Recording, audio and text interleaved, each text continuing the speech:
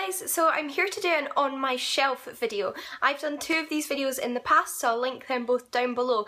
But if you're not aware of the concept, it's just essentially a tag in which I go on Twitter and I ask people to send me a set of two numbers, one between 1 and 15, which is the number of shelves I have, and one between 1 and 30, which is roughly the kind of number of books I have on a shelf. I then take these sets of numbers, pick out the books that correspond to these sets and talk about them. I think it's a really fun video because it gets you talking about books you might not otherwise have picked out of your shelf to talk about, and also just provides a really interesting selection of literature in one video. Obviously I did not come up with this, so I will link the original video down below, but I hope you enjoy this video. I'll link all of the Twitter handles down below from the people that sent me in numbers. The first set of numbers is from Zoe and it's 8 and 26. The book we came up with for that number is Tinder by Sally Gardner.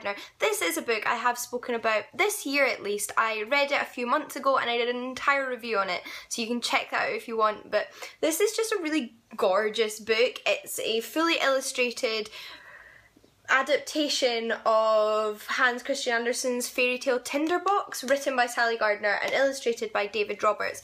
It's kind of a creepy fairy tale in a longer version, and it's got just absolutely stunning illustrations.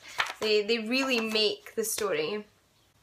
Some are full page like that, some just little ones like this. And look at this house. It's altogether a really enjoyable experience to read and look at. I really enjoyed this book actually. And the next set of numbers are from Becky and they're 4 and 20. And for that you picked Carpe Jugulum by Terry Pratchett. Carpe Jugulum in Latin essentially means seize the throat, which is a reference to vampires. This is one of Terry Pratchett's Discworld novels starring vampires. And like most vampire stories, it has Terry Pratchett's own take on the legendary monsters. This is actually part of a series of books that follow on from one another within the Discworld, and that's the Witches series. So I think this is the third or the fourth one.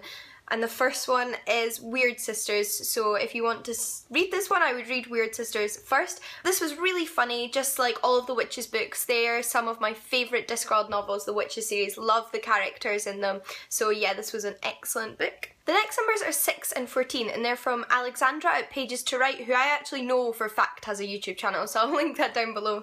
And the book that came out with those numbers was Dark Magic by Kate Tiernan. This is part of a young adult magic realism series, which comes under the title Wicca, I think in the UK, but originally in North America is published under Sweep.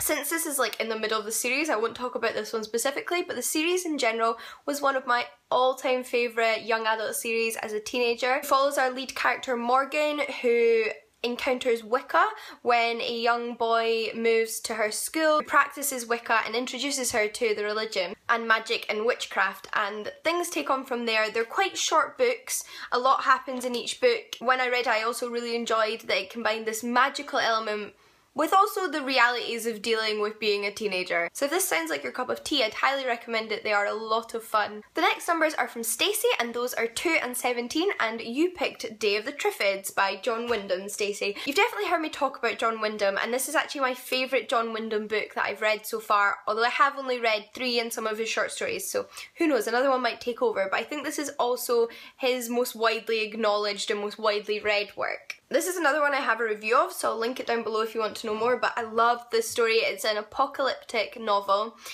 It was written in the 1950s and very much has that 1950s English sensibility and feel to it. The apocalypse arises when almost everybody, at least in Britain, as far as the main character knows, loses their eyesight, apart from our main character. And things go on from there, but such a good apocalyptic novel. Cannot recommend this book more highly. Next we have 3 and 27 from Becky, and that is Ali Smith's Girl Meets Boy, which is a very apt choice because this will be in my monthly reading wrap-up as I read it this month. But it's part of the Canongate Myth series, and it's a story inspired by one specific myth told in Ovid's Metamorphosis, and it plays with themes of gender, gender roles, gender identity, kind of breaking down those barriers, and also sexuality. Loved this book. So like concise and well written and short and just beautiful. I'll talk about this more soon. I might even do a full review of it, but highly recommend. And the penultimate set is 7 and 5 from Caroline, and that is Jasper Fforde's Eyre Affair. The only one in this selection that I haven't actually read. This is a book I picked up specifically because I heard a lot about it on BookTube, and it's a detective novel, but also a bit of a magic realism novel. I believe that crimes happen that involve characters from literature, and there's a bit of a crossover between the literary world in books, the fictional world, and the real world, in this instance with Jane Eyre. And our detective, Thursday Next, has to figure out what's going on, and I think it's got a bit of a comedic twist to it. And I've had it for a while now, so I really need to get on it. Thanks for reminding me. And last but certainly not least were the numbers 14 and 29 from Lily, and that is a non-fiction book. That was The Argonautica of Apollonius, Literary Studies by Richard Hunter. As you can maybe tell from the title, this is a non-fiction literary study of the ancient Greek epic poem Apollonius of Rhodes' Argonautica, or Jason and the Golden Fleece, which you may know is one of my all-time favourite pieces of classical literature, and I've done a lot of research and writing on it during my studies. So this book has come in so handy. Richard Hunter's commentary is just so good. Richard Hunter is one of the scholars that I really admire, and I really like his work. It's very readable, and I like that this book isn't like ridiculously long. It covers most of the important things in a nice, concise book, and it's just a really good companion to go along with the Argonautica if you are looking for a bit of a literary study on it. But those are all the books for this video. I hope you enjoyed it. I hope you enjoyed the kind of random mishmash of literature. It was nice talking about these with you. Please let me know if you've read any of these books and want to chat about them, and let me know if you've read Jasper Fforde's Eyre Affair and what you thought of it. But until next time, happy reading, and I'll see you all again soon. Bye guys!